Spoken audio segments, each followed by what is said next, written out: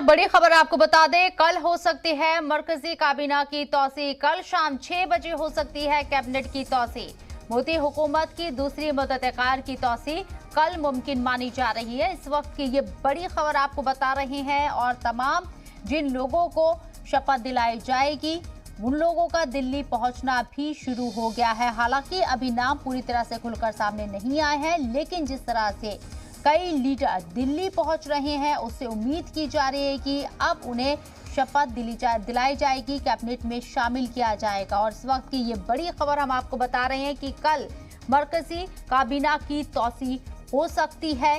कल शाम 6 बजे कैबिनेट की तौसी हो सकती है। मोदी हुकूमत की दूसरी मुद्दत-ए-कार की ये तौसी है जिसे कल मुमकिन माना जा रहा है।